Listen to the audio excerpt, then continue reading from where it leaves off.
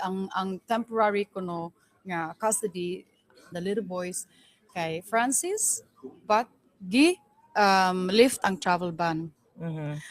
For me unta naapa ko'y fight ato, I could appeal the decision, but the moment nga gilift nila ang travel ban, tanawa la kung dili pa na planado. It was 5 in the afternoon na sa Istanbul at that time. Wala na ba yung office? Unsaon ako pag-appeal sa decision? Yeah. Friday afternoon, wala na yung office town, 5 in the afternoon. And the next day, Saturday, Close. wala na. Fly ng mga bata. So nag-fly na. Anong date yon? That's January 7, I think, nga ilang gi-fly ang akong mga anak. January 7. After January they 7. the travel ban, Yeah. nilipad na nila yung mga bata. So, Yeah. anong year to? 2023 na? 2023 na, January. January, okay. The mere fact, the passports of my children are with me. Yes, Original. isa yun, yeah. The original Yung original passports nasa iyo. of my little boys are with me. So meaning, How they managed to get Yeah. the document, how they managed to do this and that, were in, so bago pa sila pumunta sa Istanbul, meron ng passports In fact, ng nana mga sa bata na pinagawa nila. nana sa notes ni Francis. Nabasa mo Yeah, doon sa iPad. yeah. Ano sabi? Nga kanaang bring in case of emergency ba to? O in case of something like that, emergency, bring the passports of the kids. Sino sinasabihan niya? Sa iyang notes, Notes. yeah, notes niya. Okay. Sa iyang diary, kumbaga. So, and ko ana, so naglumanay ko, I felt really hopeless, pero akong daughter, grabe kayo. Mommy, we have to find a very, very good lawyer. I have to change also a couple of times lawyer. Kaya kanaang they try to, Yeah. you know how it is, yeah, maybe threatened or offer o kanaang kwarta, but okay, allegedly, but when I sensed that, I end the contract and then find another lawyer again. Usahay Yeah. pa gani, it was like, kinsa naman lang ako matrust ni, oy, Yeah. I could not be a lawyer to myself because I'm not a lawyer, but okay, as a person, I could defend myself. But it would be nice na a legal person that could advise me this and that. But yeah, but anyhow, so that was the reason nga kanang ni-fly me og Belgium to apply an asylum. Kailan ka nag-fly ng Belgium? 11 na ng January 11? Yes, January 11. No, January 2023? 2023, yes. So meaning, nung in-abduct na nila, naging successful sila na-extract nila yung mga bata. Yeah. That was what? January 7, 2023. January 7. Yeah. So noong January 11, nag-fly ka na. Oo, nang apply ng asylum kasi ginasundan na naman kanila, nalaman na nila yung aming, I call it safe house. Yeah. Okay. Yeah, nalaman nila, gisundan na naman kami, gi-record sa Putunako. Yeah, gisundan na sa me, so we have to leave again midnight, Grabe. you know. Kanang bisag asa na lang ko mag-ask help sa mga drivers, sa akong mga kaila, please can I stay in your home kay kanaang yeah, pero I could not stay longer because I don't want also to endanger the people, you know. Yeah. So nag-decide na ko kung wala na jud ko choice, pero ni-attempt ko og apply protection sa Turkey, Oo. yeah, but kanang galing lang, grabe ang influx of applicants in Sa Turkey. Turkey. Yeah, because That's why nag-Belgium me Kaya ka kay our case is very urgent gyud. Kay ako kani next ani ako na jud ani kay nakuha na nila ako ang mga anak. Wala na ko'y kanang choice but to do that. But I warned Francis December 2022 and I sent him the copy of the video, yes, katong video ni Lisa, to warn him, please, don't do this because, you know, when you apply an asylum, you have to tell everything, all the truth, all the evidences you have. So I gave the iPad. So you give the iPad to the Yeah. Okay. And then to show the proof that these are true, and then these are concrete evidences. So ano pa yung mga nakalagay doon sa iPad? Aside from that, yung plan sa'yo, sa mga anak mo, meron ka pa bang pwedeng i-share na sa tingin mo na makakatulong na malaman ng mga Pilipino?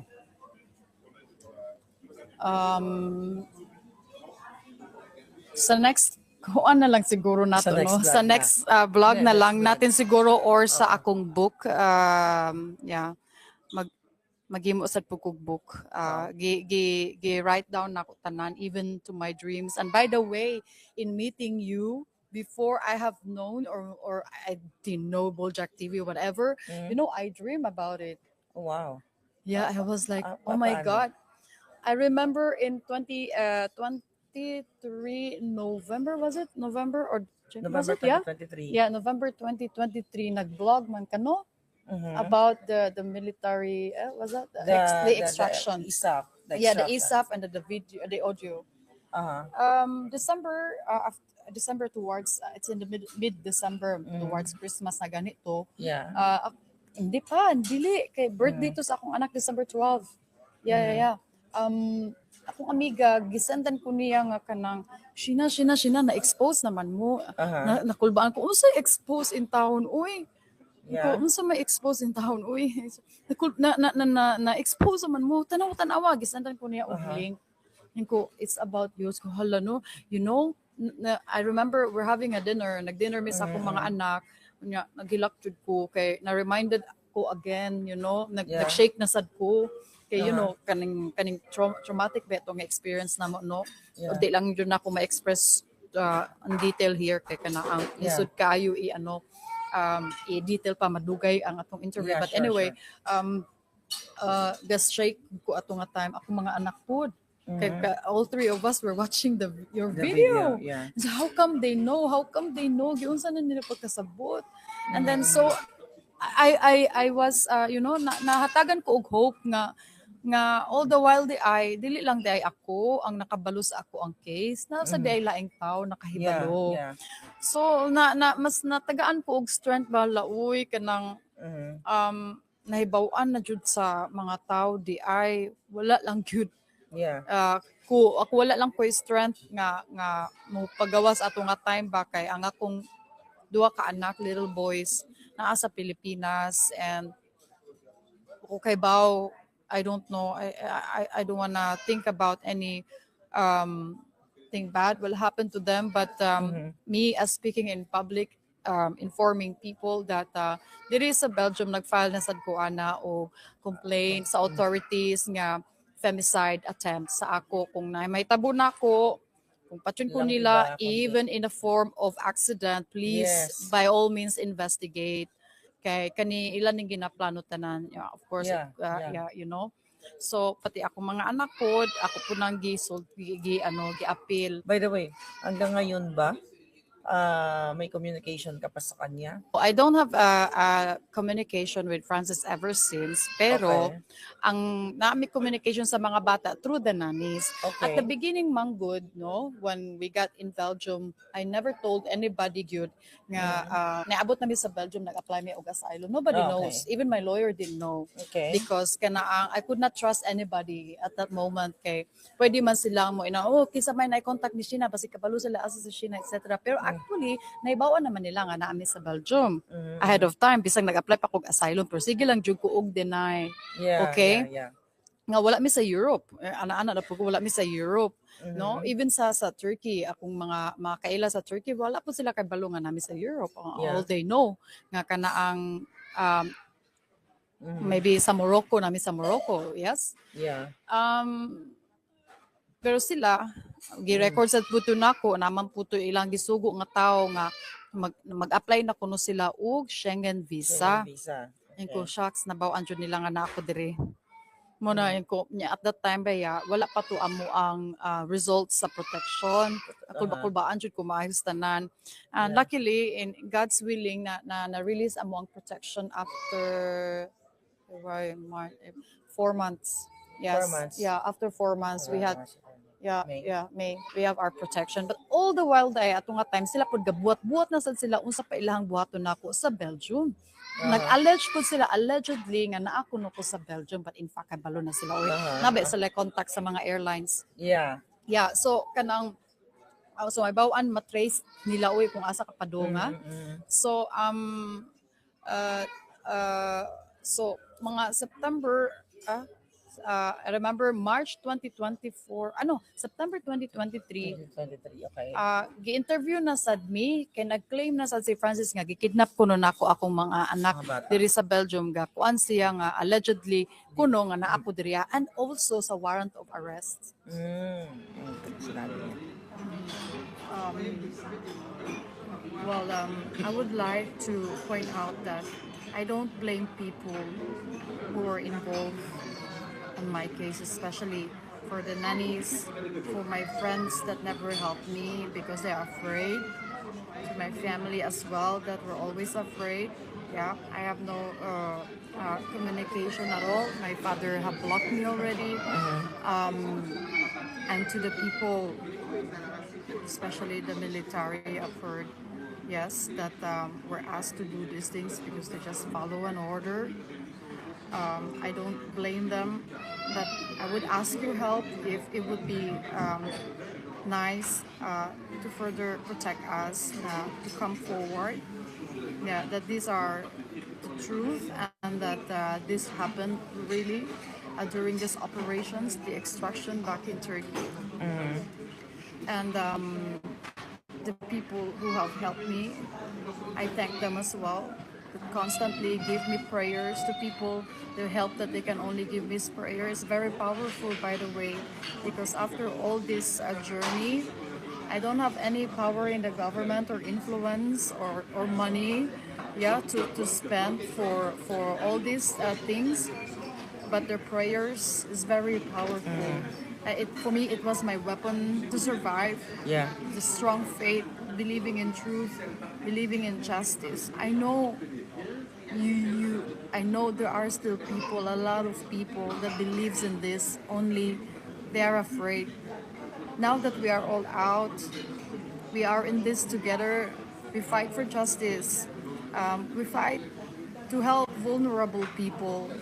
I know you are not even probably aware that you heard a vulnerable mother of 4 minor children, a woman who constantly hold on to life, but believing believing on the strength that the truth is the true strength, yes, at the true power. So and also to the government of Belgium that believes in my story, that have seen the evidences I presented, believing in human rights, believing in truth, believing to protect my children as well, and as a woman, thank you very much.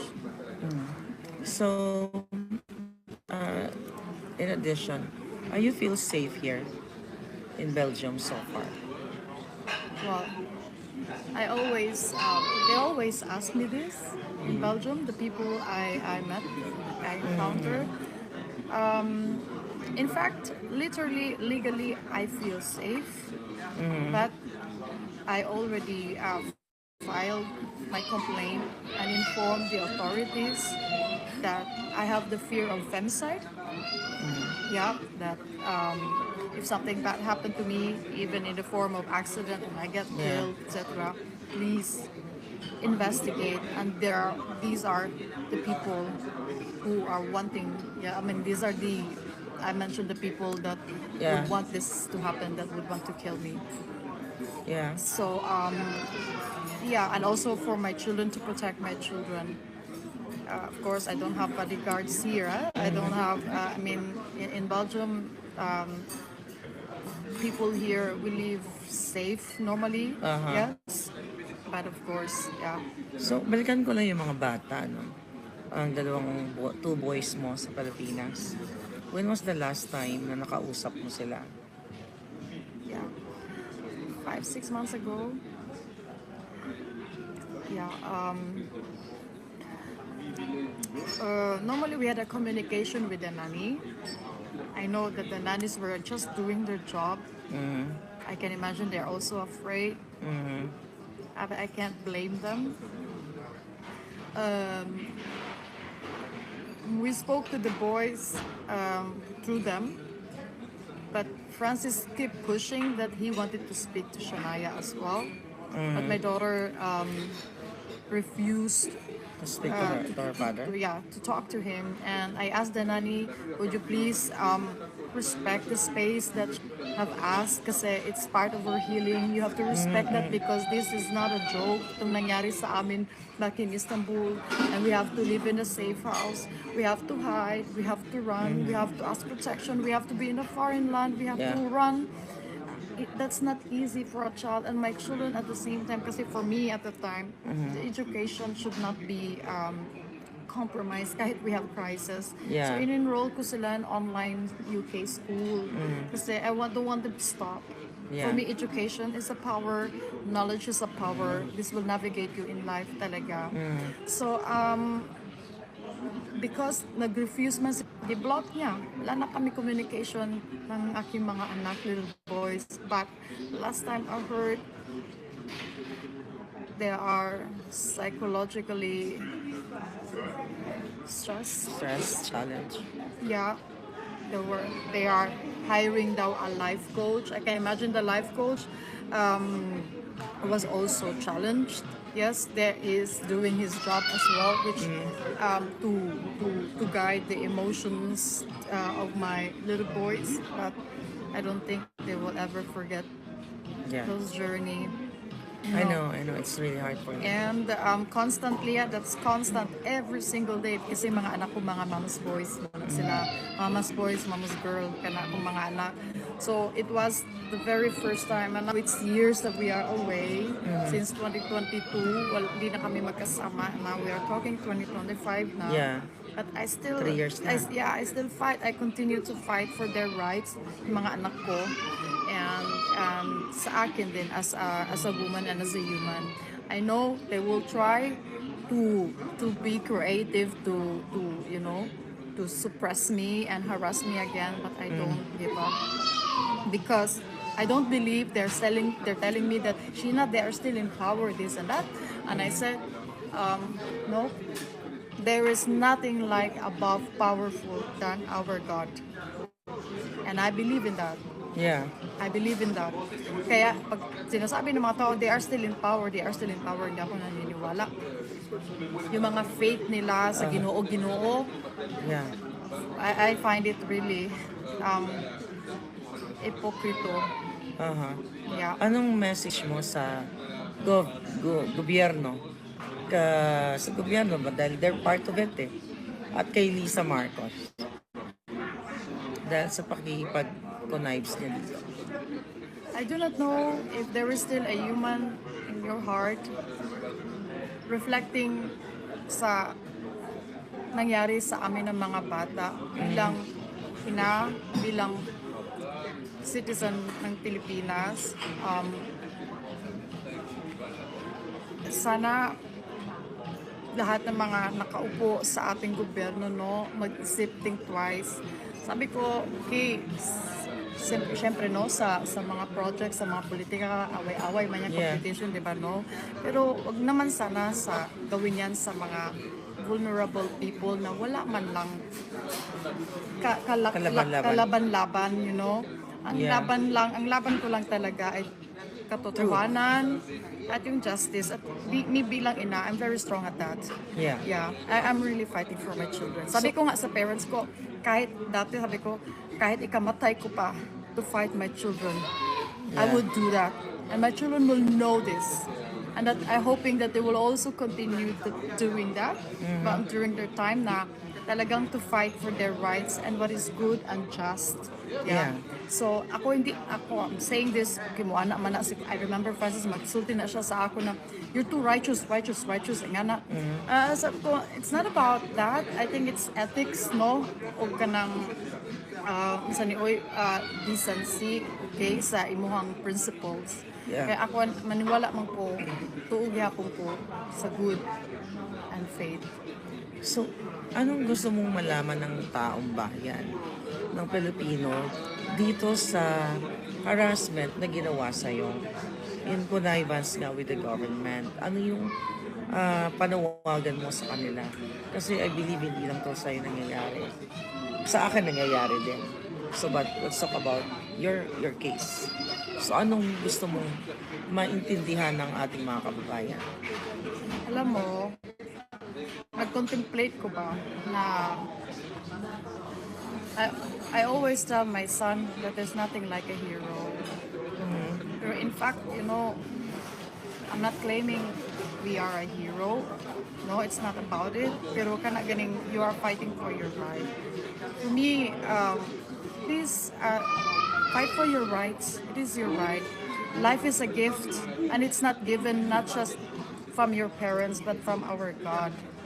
Yeah, I always say life is a gift. You nurture it, and then fight for it.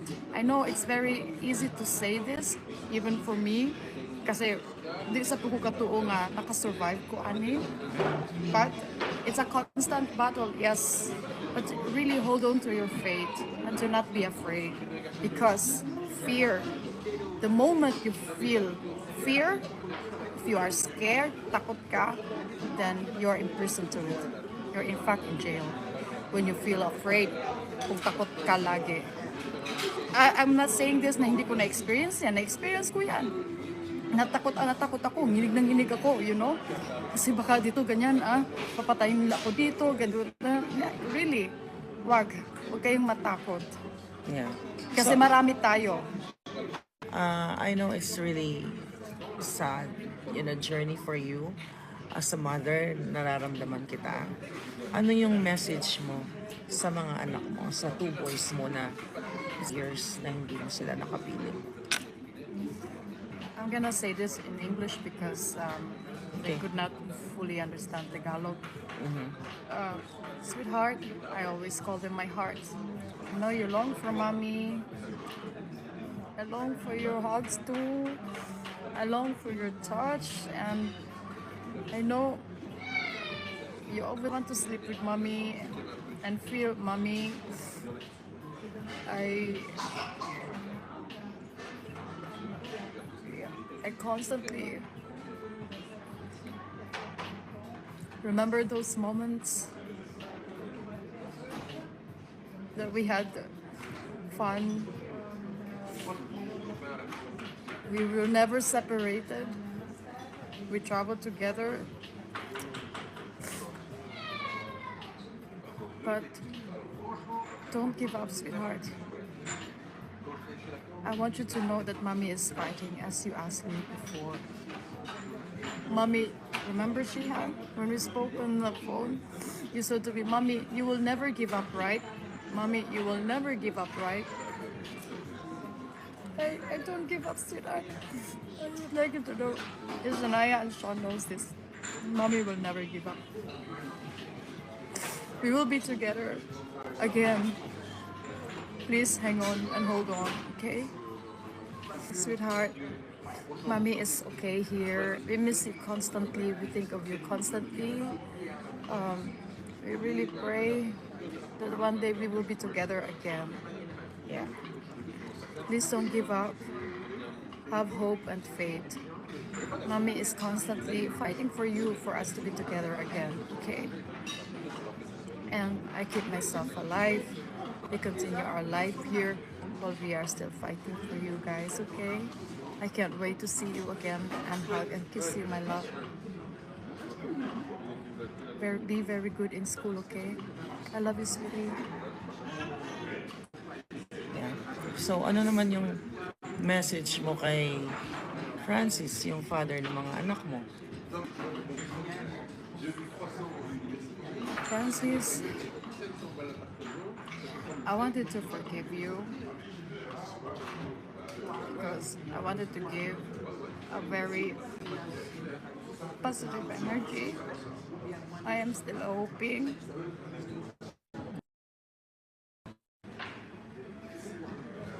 you wake up one day to stop all these things. We didn't manage to communicate because of my safety and tricks you made. But I hope now you realized what's the true power.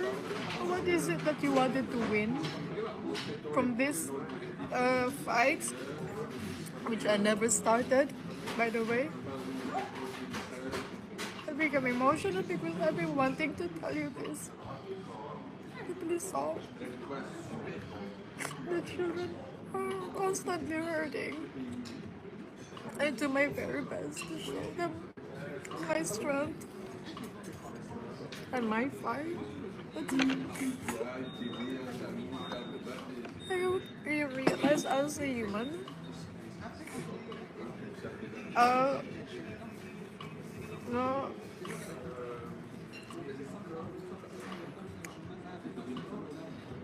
tomorrow you come forward.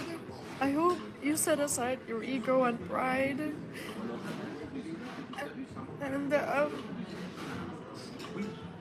think clearly for the kids that there is no winning in this. In fact, there is no winning.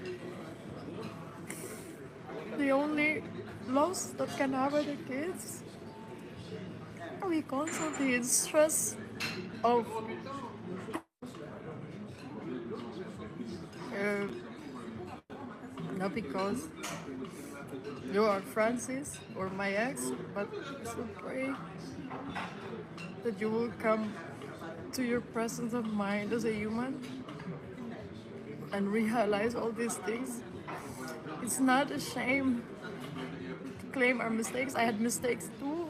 I'm not a perfect person, but I do my best as a mom to our kids. I pray for you because for me it's a form of strength that sending you this energy to stop all these things. And that despite for whatever it is that you have to forgive, and I would like to tell you that I forgive you too. I think it's the only way that I could cut these cords is to forgive you. But that doesn't mean if you do not stop, I won't also